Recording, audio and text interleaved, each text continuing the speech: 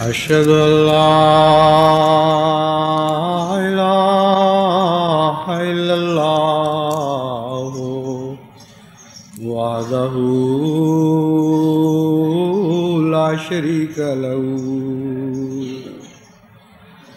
وأشهد أن محمدا عبده ورسوله أما بعد فأعوذ بالله من الشيطان الرجيم بسم الله الرحمن الرحيم الحمد لله رب العالمين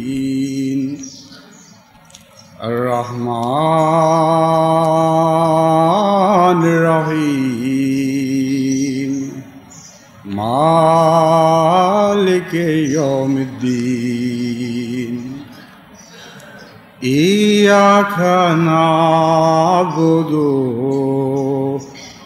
وإياك نستعين اهدنا الصراط المستقيم صراط الذين أنعمت عليهم غير المغضوب عليهم ولا الضالين۔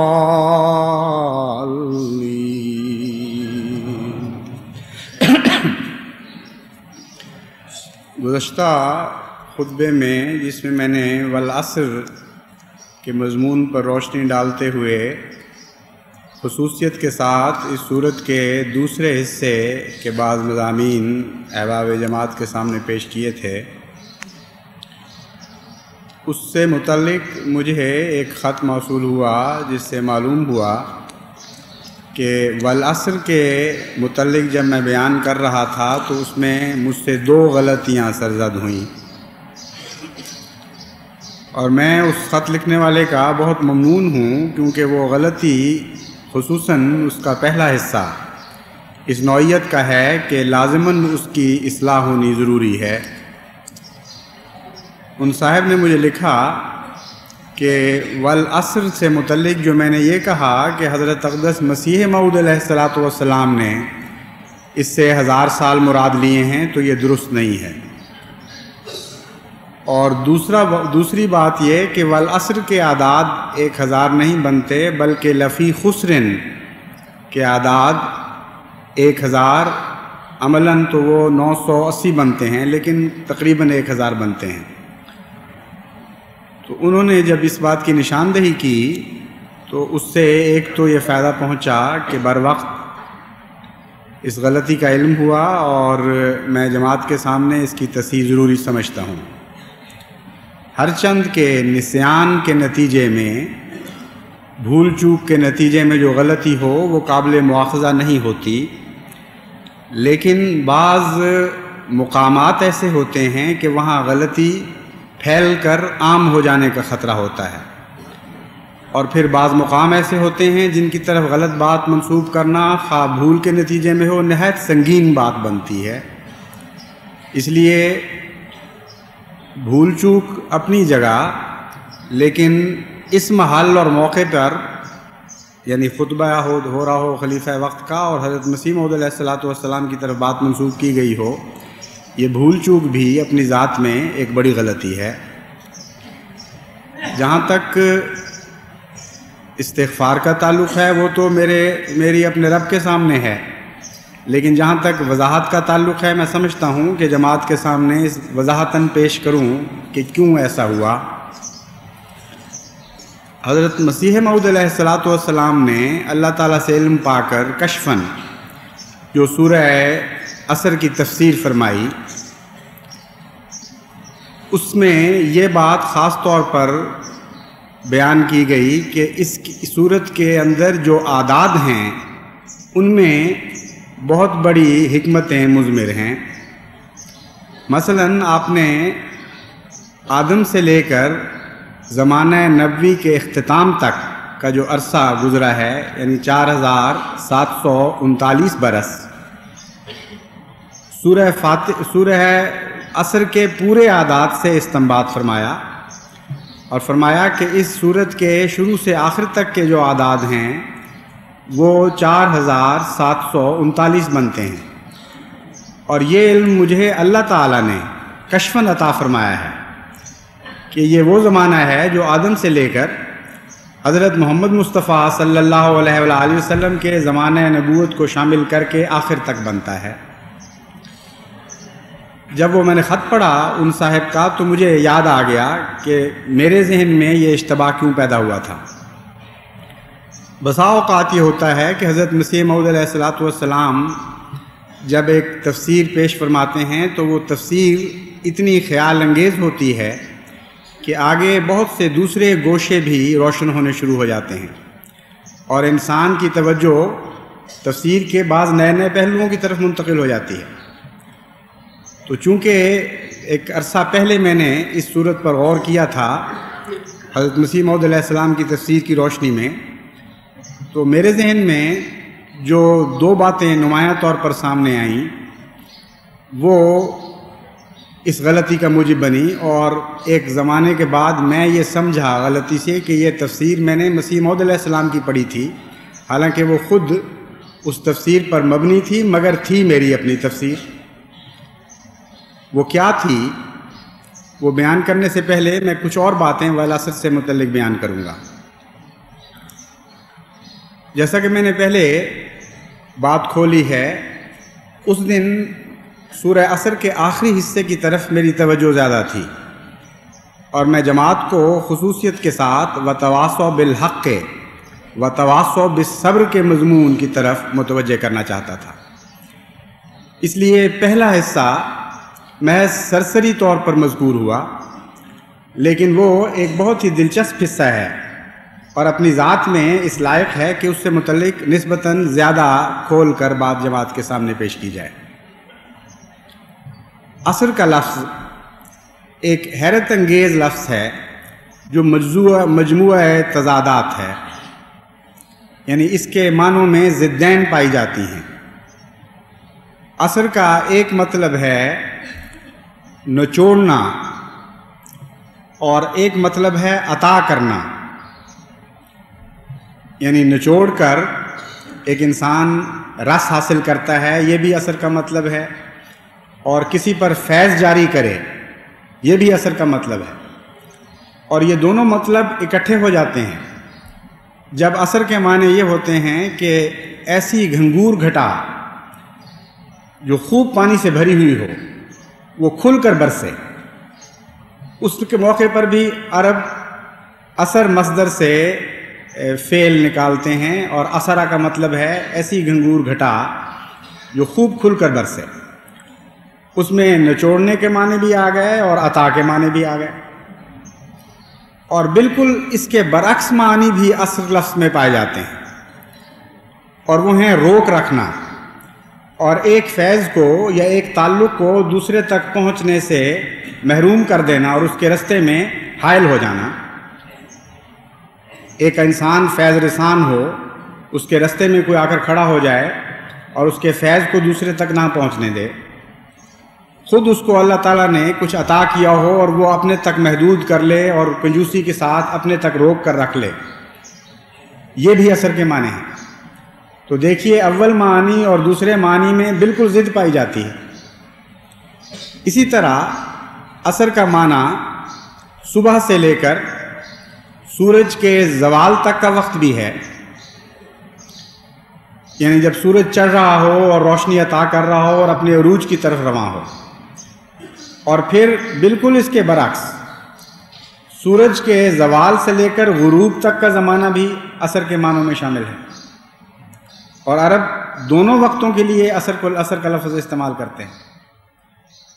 پھر ایک اور عجیب ضد اس میں یہ پائی جاتی ہے کہ دن کے لیے بھی عصر کا لفظ استعمال کیا جاتا ہے اور رات کے لیے بھی عصر کا لفظ استعمال کیا جاتا ہے۔ تو یہ مجموعہ ضدین لفظ اللہ تعالیٰ نے کیوں اس موقع پر چنا؟ اگر آپ غور کریں تو حیران رہ جائیں گے کہ اس سے بہتر لفظ اس مضمون کو بیان کرنے کے لیے پیش نہیں ہو سکتا تھا جو حضرت محمد مصطفیٰ صلی اللہ علیہ وآلہ وسلم کی بعثت اول اور بعثت آخر کا مضمون ہے۔ اور کوئی دنیا کی زبان ایسا لفظ پیش ہی نہیں کر سکتی، عاجز ہے ایسا لفظ دکھانے سے جو ایک لفظ ہو اور اس سارے مضمون کو بیان کرنے کے لیے کافی ہو جائے۔ چنانچہ عصر سے مراد وقت کا ڈھلنا اور جب سورج غروب کے قریب ہو رہا ہو، یہ وہ مضمون ہے جو اس ساری صورت کے عادات سے نکلتا ہے، اور حضرت مسیح موعود علیہ السلام نے جس کو کشفاً اللہ تعالیٰ سے علم پا کر بیان فرمایا۔ یعنی آدم کے زمانے سے لے کر اگر اس کو طلوع کا زمانہ، انسانیت کے طلوع کا زمانہ قرار دیا جائے، اس وقت تک جب کہ زمانہ ڈھل رہا تھا اور شام آ گئی تھی، اور حضرت محمد مصطفیٰ صلی اللہ علیہ وآلہ وسلم اس زمانے سے یعنی عصر انسانی کے آخر پر آتے ہیں، اس کے اظہار کے لیے بھی عصر کا لفظ ہی صحیح بنتا ہے۔ اور جیسا کہ میں نے بیان کیا، عادات کے لحاظ سے بھی بین ہی اس تمام زمانے کے اوپر یہ اس صورت کا مضمون صحیح اطلاق پاتا ہے۔ دوسرا اس کا پہلو ہے طلوع، اور طلوع سے لے کر عروج تک حضرت صلی اللہ علیہ وآلہ وسلم کے زمانے میں جو نیا سورج طلوع ہوا، اس کو بھی یہ لفظ عصر ظاہر کرتا ہے۔ اور پھر عصر سے مراد رات بھی ہے۔ حضرت صلی اللہ علیہ وآلہ وسلم کے ظاہر ہونے کے بعد پھر بھی ایک رات آنی تھی، اور اس رات کے مضمون کو بھی اسی عصر میں بیان کر دیا گیا۔ میں نے جو استنباط کیا تھا، جس سے اشتباہ پیدا ہوا، خود میں بھول گیا بعد میں، وہ لفی خسرن کے اعداد اور عصر کے مضمون کے تعلق میں تھا۔ عصر کا ایک معنی رات بھی ہے، جیسا کہ میں نے بیان کیا۔ تو میرا استنباط یہ تھا کہ رات کا مضمون تو گھاٹے کا مضمون ہے، نقصان کا مضمون ہے، اس لیے اگر اس صورت میں اعداد بھی بیان کیے گئے ہیں اور اعداد پر غور کرنے سے معنی ہاتھ آ سکتے ہیں، تو لفی خسرن کے اعداد کو دیکھا جائے وہ رات کے اعداد کو ظاہر کریں گے، اور وہ 8,980 بنتے ہیں۔ یعنی وہ رات جو زمانہ نبوی کے کچھ عرصہ کے بعد، اس عرصے کی تعین حضور صلی اللہ علیہ وآلہ وسلم نے خود فرما دی، یعنی 300 سال پہلے تقریباً روشنی کا زمانہ ہوں گے۔ اس کے بعد جو رات آنی ہے، اس کا عرصہ کتنا ہوگا؟ تو لفی خسرین کے اعداد کو دیکھا جائے جو رات کے مضمون کا بدل ہے، تو وہ 980 بنتے ہیں۔ گویا کہ حضرت مسیح موعود علیہ السلام کے آغاز کا زمانہ اس لحاظ سے 1280 بنتا ہے، اور یہی وہ زمانہ ہے جس میں حضرت مسیح موعود علیہ السلام ظاہر ہوئے۔ یہ تھا میرا استنباط، لیکن وقت گزر جانے کے بعد آہستہ آہستہ اصل میں چونکہ حضرت مسیح موعود علیہ السلام کی تفسیر ذہن پر غالب تھی، اس لیے غلطی سے میں نے اس حصے کو بھی حضرت مسیح موعود علیہ السلام کی طرف منسوب کر دیا، حالانکہ ان معنوں میں اس وضاحت کے ساتھ آپ نے یہ تفسیر نہیں فرمائی۔ اگرچہ من جملہ یہ ضرور بیان فرمایا ہے کہ عصر میں میرا زمانہ بھی مراد ہے، اور حضرت مسلم موعود نے بھی تفسیر کبیر میں اس مضمون کو کھول کر بیان فرمایا ہے کہ حضرت مسیح موعود رسول اکرم صلی اللہ علیہ وآلہ وسلم کے اول دور کا بھی سورہ عصر میں ذکر ہے اور آخر دور کا بھی ذکر ہے۔ جہاں تک اعداد کا تعلق ہے، یہ میں تنبیہ کرنا چاہتا ہوں جماعت کو کہ یہ مضمون احتیاط کا مضمون ہے، اور یہ مقام احتیاط کا مقام ہے۔ جن لوگوں کو یہ جنون شروع ہو جاتا ہے کہ ہر لفظ کے اعداد نکالیں اور اس سے مضمون باندھنے کی کوشش کریں، وہ بسا اوقات غلطی کر جاتے ہیں، اور بعض دفعہ ایسے ایسے لغو مضمون سامنے آتے ہیں جن کا قرآن کریم سے کوئی دور کا بھی تعلق نہیں ہوتا۔ اس لیے اصل محکم بات وہی ہے جو اللہ تعالیٰ عطا فرمائے۔ چنانچہ حضرت مسیح موعود علیہ الصلوۃ والسلام نے جب اعداد کی طرف توجہ فرمائی تو اپنی طرف سے نہیں، بلکہ اللہ تعالیٰ کے بیان کردہ، اللہ تعالیٰ کے روشن کردہ علم کی بنا پر، ایک کشف کی صورت میں آپ نے دیکھا۔ ضروری نہیں کہ ہر مضمون کشف کے طور پر ہی بیان کیا گیا ہو۔ بہت سے ایسے مضامین ہیں جن میں اعداد کی طرف توجہ ہوتی ہے۔ مثلا حضرت مسلم موعود نے مقطعات کے اعداد سے متعلق بہت گفتگو فرمائی ہے اور بہت کچھ لکھا ہے، اور اس سے تاریخ اسلام میں ہونے والے واقعات کا استنباط کیا ہے۔ لیکن وہاں بھی ایک بات قابل غور ہے کہ جن امور سے آپ نے استنباط فرمایا ان کا آغاز حضرت محمد مصطفیٰ صلی اللہ علیہ وآلہ وسلم کے ارشاد پر تھا۔ مثلا الف لام میم کے اعداد کی طرف جو توجہ مبذول ہوئی وہ حضور اکرم صلی اللہ علیہ وآلہ وسلم نے خود تفسیر فرمائی۔ الف لام میم را کے اعداد کی طرف اگر توجہ مبذول ہوئی تو وہ بھی حضرت اقدس رسول اکرم صلی اللہ علیہ وآلہ وسلم کے اپنے ارشاد کے تابع تھی۔ آگے اس سے پھر استنباط کے رستے کھلے ہیں، لیکن بنیاد بہرحال حضور اکرم صلی اللہ علیہ وآلہ وسلم نے خود قائم فرمائی۔ تو میرا استنباط بھی اس بنا پر تھا کہ چونکہ حضرت مسیح موعود علیہ الصلوۃ والسلام کو کشفاً دکھایا گیا ہے کہ اس صورت کے اعداد خاص معنی رکھتے ہیں اور زمانے کی تعیین کے لیے استعمال کیے گئے ہیں، اس لیے میں نے وہ استنباط کیا۔ لیکن میرے استنباط سے اگر اختلاف کوئی کرے تو اس کو حق ہے،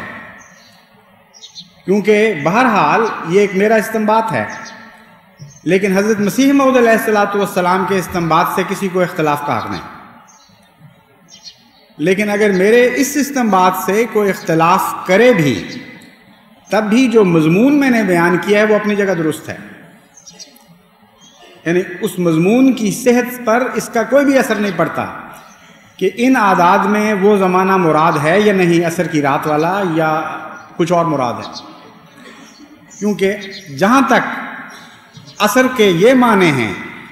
کہ حضرت محمد مصطفیٰ صلی اللہ علیہ وآلہ وسلم کی بعثت اول بھی اس سے مراد ہے اور بعثت ثانیہ بھی مراد ہے، یہ معنی اپنی ذات میں لازماً درست ہیں، اس میں کوئی کسی قسم کے شک کی گنجائش نہیں، کیونکہ یہ استنباط خود حضرت مسیح موعود علیہ السلام نے فرمایا کہ عصر میں جو مضمون بیان ہوا ہے اس کا میرے زمانے سے بھی تعلق ہے، اور حضرت مسیح موعود رضی اللہ تعالیٰ عنہ نے بھی اس مضمون کو کھول کر بیان کیا۔ اور ویسے بھی عقلاً یہ ہونا چاہیے، کیونکہ قرآن کریم نے حضرت صلی اللہ علیہ وآلہ وسلم کے متعلق 2 بعثتیں ظاہر فرمائیں، جیسا کہ فرمایا هو الذی بعث فی الامیین رسولا منہم یتلو علیہم آیاتہ ویزکیہم ویعلمہم الکتاب والحکمہ وان کانوا من قبل لفی ضلال مبین، یہ پہلی بعثت ہے۔ اور اس کے معنی بعد فرماتا ہے وآخرین منہم لما یلحقوا بہم، وہی رسول محمد مصطفیٰ صلی اللہ علیہ وسلم آخرین میں بھی مبعوث ہوں گے۔ کن آخرین میں؟ جن کا اول گروہ یعنی صحابہ سے کوئی تعلق قائم نہیں ہوا، ان کے درمیان فاصلے ہوں گے، خواہ وہ زمانے کے فاصلے قرار دیے جائیں، خواہ وہ ظاہری جغرافیائی فاصلے ہوں، یعنی ہر قسم کے فاصلے ان کے درمیان حائل ہوں گے، اور وہ آخر میں آنے والے اول لوگوں سے نہیں مل سکے اب تک۔ ان میں بھی حضرت مسیح موعود علیہ الصلوۃ والسلام کی بعثت کے ذریعے جو خوشخبری پوری ہوئی، اس خوشخبری کو قرآن کریم حضرت صلی اللہ علیہ وآلہ وسلم کی ہی دوسری بعثت قرار دے رہا ہے۔ تو اگر عصر کا مضمون حضور اکرم صلی اللہ علیہ وآلہ وسلم کی بعثت سے تعلق رکھتا ہے تو لازماً یہ تو ہو نہیں سکتا کہ آدھی بعثت سے تعلق رکھتا ہو اور دوسرے حصے سے تعلق نہ رکھتا ہو، اول سے تعلق رکھتا ہو اور آخر سے تعلق نہ رکھتا ہو۔ اس لیے خلاصتاً یہ مضمون یہ بنے گا کہ اگر رات کے معنی لیے جائیں عصر سے تو پہلی رات وہ مراد ہے جب حضور اکرم صلی اللہ علیہ وآلہ وسلم نے رات کو دن میں تبدیل کیا. وہ زمانہ جس کے متعلق قرآن فرماتا ہے ظہر الفساد فی البر والبحر، خشکی بھی فساد میں مبتلا ہو گئی اور تری بھی فساد میں مبتلا ہو گئی، دنیا دار بھی فسادی ہو گئے اور مذہبی لوگ بھی فسادی ہو گئے. اس وقت آن حضور صلی اللہ علیہ وآلہ وسلم نے اس گہری رات کو دن میں تبدیل فرمایا. اور والعصر کا یہ بھی معنی ہوگا کہ جب آن حضور صلی اللہ علیہ وآلہ وسلم کے وصال کے ایک عرصے کے بعد دوبارہ رات چھا جائے گی دنیا پر، دوبارہ یہ نقشہ ظاہر ہوگا کہ خشکی اور تری دونوں فساد میں مبتلا ہو جائیں، تو اللہ تعالیٰ پھر حضرت محمد مصطفیٰ صلی اللہ علیہ وآلہ وسلم کے فیض سے اس رات کو دن میں تبدیل فرما دے گا. اور وہ پو پھوٹنے کا مضمون، وہ رات کو دن میں تبدیل کرنے کا مضمون ہے جس کی طرف میں نے گزشتہ خطبے میں جماعت کو متوجہ کیا تھا، وہ الا الذین آمنوا وعملوا الصالحات میں بیان کیا گیا ہے. اور اس کی تفصیل یوں بیان فرمائی ہے، اس کا طریقہ کار یہ بیان فرمایا ہے وتواصوا بالحق وتواصوا بالصبر، کہ راتوں کو دن بنانا آسان کام نہیں ہوا کرتا.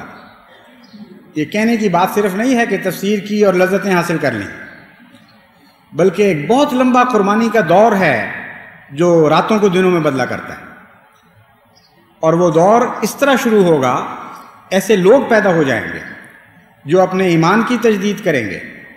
جو عمل صالح پر قائم ہوں گے. وہ صرف اپنے تک حق کو محدود کرنے پر راضی نہیں رہیں گے، بلکہ لازماً اس حق کو دوسروں تک بھی پہنچانے کی کوشش کریں گے. وہ خود بھی صبر کرنے والے ہوں گے اور دوسروں کو بھی صبر کی تلقین کرنے والے ہوں گے. یہ ہے وہ صبح کا مضمون جو اس رات کے بعد بیان ہوتا ہے، جو عموماً دنیا پر چھا جایا کرتی ہے. اب میں اس دوسرے حصے میں سے صبر والے حصے کے متعلق کچھ کہنا چاہتا ہوں. میں نے جیسا کہ بیان کیا تھا کہ ہمارا کام اتنا اہم ہے اور اتنا مشکل ہے، اور ہمارا رستہ اس طرح دکھوں میں سے ہو کے گزرتا ہے، اس طرح تکلیفوں میں سے نکل کر ہمیں چلنا پڑے گا، کانٹوں کی سیجوں پر قدم رکھنا پڑے گا، پتھر کھا کر آگے بڑھنا ہوگا، کہ جب تک ہم میں صبر کی صفت نہ پیدا ہو جائے، جب تک ہم اللہ تعالیٰ کی رضا کے تابع بہترین صبر کرنے والے نہ بن جائیں، ہم اس کام کو انجام دے ہی نہیں سکتے. ناممکن ہے، توفیق ہی نہیں مل سکتی بے صبری قوم کو کہ اس قسم کا کام کریں. ابھی پیچھے چند دن ہوئے ایک ایسی اطلاع آئی جس سے معلوم ہوا کہ جماعت میں ایسے صبر کرنے والے موجود ہیں، اور صرف ایک نظریاتی طور پر ہم صبر کی پرچار نہیں کرتے، بلکہ ایک ایسی زندہ اور فعال جماعت ہے، قول و فعل میں ایسی صادق جماعت ہے کہ اس کے اندر وہ صبر کرنے والے موجود ہیں جن کے نتیجے میں بالآخر دنیا کے دکھ دور ہوں گے. چنانچہ لاڑکانے کے ایک قصبے وارا میں چند دن پہلے ایک نہایت دردناک واقعہ ہوا. ہمارے ایک احمدی استاد تھے ماسٹر عبدالحکیم صاحب ابڑو، نہایت غریب طبیعت، نیک نفس اور اچھے اخلاق رکھنے والے، جن کا اثر سارے شہر پر بھی اچھا تھا اور اپنے طلباء پر بھی ان کا بہت ہی نیک اثر تھا. اس لیے کسی ذاتی دشمنی کا ان کے خلاف کوئی سوال ہی پیدا نہیں ہوتا تھا. لیکن گزشتہ کچھ عرصے سے وارے کے علماء نے ان کے قتل کے فتوے دینے شروع کیے، اور ان کو ایسے کارڈ ملنے شروع ہوئے جن میں واضح طور پر قتل کی دھمکیاں دی گئیں، اور کہا گیا کہ تم اپنے دین سے توبہ کر لو، اپنے مسلک سے ہٹ جاؤ، ورنہ تمہارا انجام بہت دردناک ہوگا اور بہت بری طرح تمہیں مارا جائے گا. مجھے بھی انہوں نے دعا کے لیے خط لکھا، اور جواب میں نے ان سے کہا کہ لکھا ان کو کہ آپ دعا کرتے رہیں اور صبر سے اس مسلک پر جاری رہیں. اس سے پیچھے ہٹنے کا یا روح گردانی کا تو احمدی کے لیے سوال ہی پیدا نہیں ہوتا. جو اللہ تعالیٰ کی تقدیر ہے وہ بہرحال ظاہر ہونی ہے. چنانچہ چند دن پہلے رات کے 2 بجے کچھ لوگ جو غلطی سے اسلام کا ایک اور تصور اپنے دل میں لیے ہوئے تھے، وہ کلہاڑیاں لے کر ان کے گھر میں داخل ہوئے اور سوتے کو پکڑ کے پہلے تو کلہاڑی سے ذبح کرنے کی کوشش کی گئی. پھر وہ جب انہوں نے مزاحمت کی تو پھر کھلے کلہاڑیوں کے وار کیے گئے اور ان کے جسم پر 28 گہرے گھاؤ آئے ہیں کلہاڑیوں کے. پھر اسی پر اکتفا نہیں کی گئی بلکہ ان کی بیوی کو بھی کلہاڑیوں سے شدید زخمی کیا گیا، ان کی بچی پر بھی حملہ کیا گیا، ان کے بیٹے کو بھی زخمی کیا گیا، اور یہ کام پورا کر کے انہوں نے سمجھا کہ ہاں نعوذ باللہ من ذالک، ہم نے اسلام کی فتح کے سامان کر دیے. لیکن یہ اللہ تعالیٰ کی شان ہے کہ ان میں سے ایک بھی اپنے مسلک سے پیچھے نہیں ہٹا.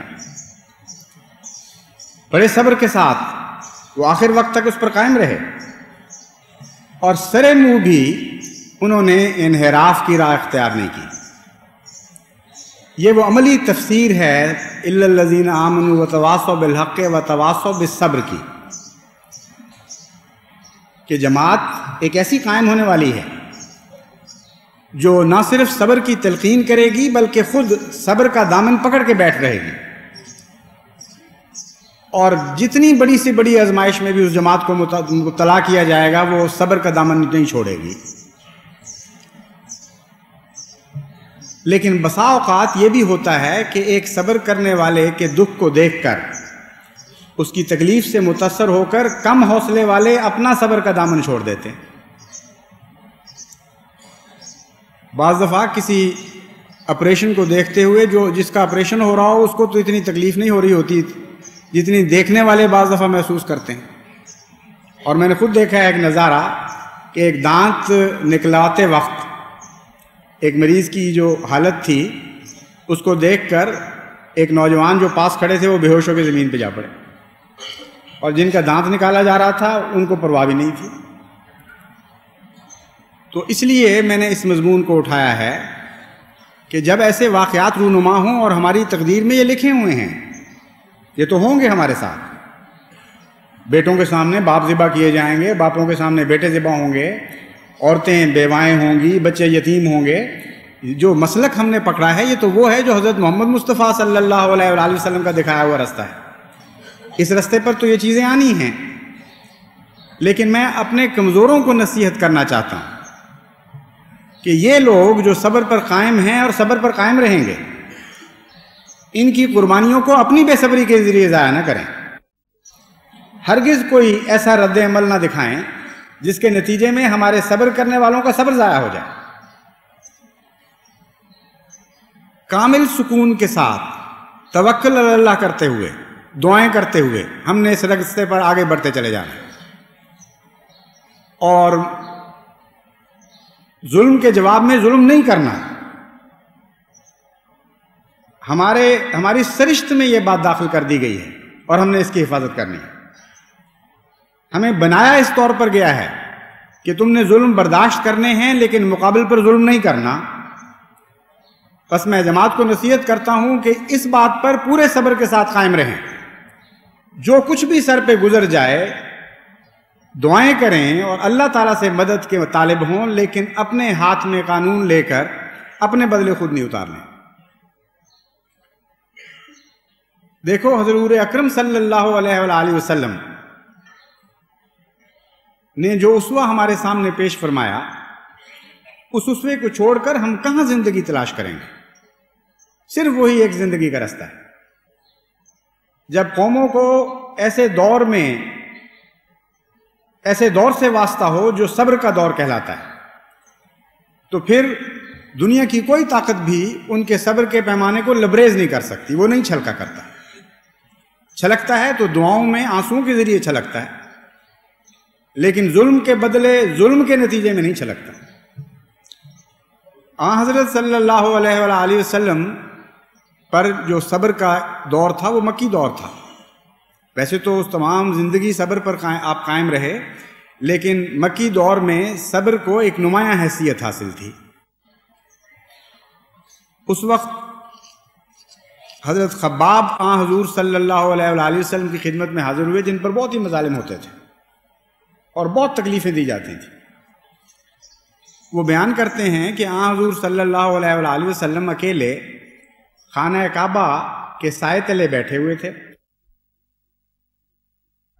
میں نے جا کر عرض کی کہ یا رسول اللہ، اب تو دکھوں کی حد ہو گئی ہے، پیمانہ لبریز ہو رہا ہے۔ وہ کہتے ہیں حضور صلی اللہ علیہ وآلہ وسلم کا چہرہ تمتما اٹھا، سرخ ہو گیا، اور فرمایا کہ دیکھو، تم سے پہلے ایسے لوگ گزرے ہیں جن کے گوشت کو لوہے کی کنگھیوں سے نوچا گیا، اور اس طرح نوچا گیا کہ ہڈی تک گوشت ان کے الگ کر دیے گئے، لیکن انہوں نے صبر کا دامن نہیں چھوڑا اور اپنے مسلک سے انحراف نہیں کیا۔ پھر حضور صلی اللہ علیہ وآلہ وسلم نے فرمایا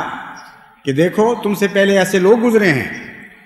جن کے سروں کو آروں سے اس طرح چیرا گیا کہ وہ سر دو نیم ہو گئے، لیکن ان کی زبان سے بے صبری کا کلمہ نہیں نکلا اور انہوں نے اپنے دین سے انحراف نہیں کیا۔ حضور صلی اللہ علیہ وآلہ وسلم نے یہ کہہ کر فرمایا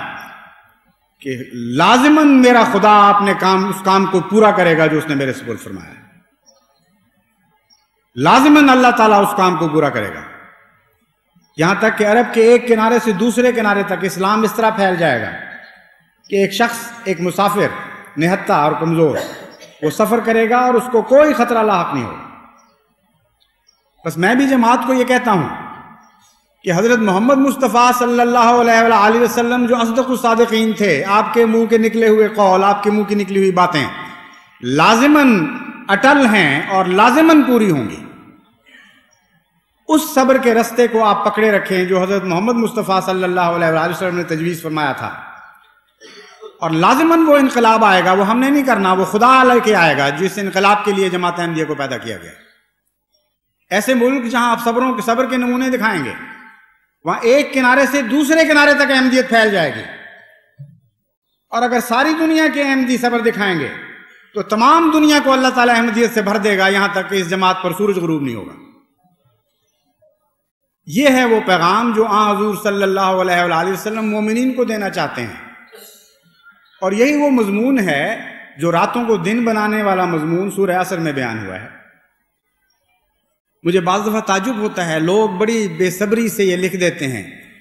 کہ اب کیا ہوگا، اب تو ہمارے مردے اکھاڑ کر پھینکے جانے لگے۔ میں ان سے کہتا ہوں کہ ایک مردہ کیا، تمام احمدیوں کی لاشیں بھی اکھاڑ کر باہر پھینک دی جائیں، تب بھی وہ اپنے مسلک سے نہیں ہٹیں گے اور ہرگز نہیں ہٹیں گے، اور اپنے رب پر توکل کرتے ہوئے آگے آگے بڑھتے چلے جائیں، تب بھی وہ صبر کا دامن نہیں چھوڑیں گے۔ ہم مظلوم بن کر زندہ رہنے کے لیے پیدا کیے گئے ہیں، اور مظلوم بن کر ہی زندہ رہیں گے، اور انشاءاللہ تعالی ہم پر ظلم کا داغ کبھی نہیں لگ سکے گا۔ یہ آپ کریں اور توکل کریں اور دعا کریں، پھر دیکھیں کہ اللہ تعالیٰ کے فضل آپ پر کس طرح نازل ہوتے ہیں۔ یہی ہماری تقدیر ہے، اسی تقدیر کے ساتھ ہم نے آگے بڑھنا ہے، اسی طرح ہم نے دنیا کو فتح کرنا ہے۔ صبر اور نصیحت یہ دو ہتھیار ہیں جو ہمیں عطا کیے گئے ہیں، بس اللہ تعالیٰ ہمیں ہمیشہ صبر اور نصیحت کے طریق پر قائم رکھے، ہمارا ممد و مددگار ہو، ہمارے حق میں وہ ساری خوشخبریاں پوری فرمائے جو حضرت محمد مصطفیٰ صلی اللہ علیہ وآلہ وسلم نے صبر کرنے والوں کو دی ہیں، اور وہ تمام خوشخبریاں پوری فرمائے جو حضرت مسیح موعود علیہ السلام کی ذات سے وابستہ تھی۔ حقیقت ہے کہ آج ہم وہ روحیں ہیں جن کے ذریعے انقلاب برپا ہوگا دنیا میں، ہم وہ انقلابی ہیں جن کے ذریعے دنیا کی تقدیر بدلی جائے گی۔ ہم نے دکھوں کو راحتوں میں تبدیل کرنا ہے، ہم نے راتوں کو دنوں میں بدلنا ہے۔ اللہ تعالی ہمیں اس کی توفیق عطا فرمائے۔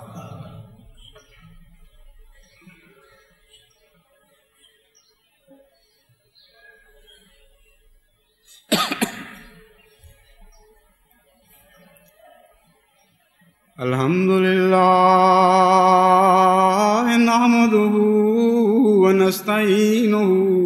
ونستغفرہ ونؤمن بہ ونتوكل عليه ونعوذ بالله من شرور أنفسنا ومن سيئات أعمالنا من يهده الله فلا مضل له ومن يضلله فلا هادي له ونشهد أن لا إله إلا الله وحده لا شريك له ونشهد أن محمدا عبده ورسوله عباد الله رحمكم الله إن الله يأمر بالعدل والإحسان وإيتاء ذي القربى وينهى عن الفحشاء والمنكر والبغي يعظكم لعلكم تذكرون اذكروا الله يذكركم وادعوه يستجب لكم ولذكر الله أكبر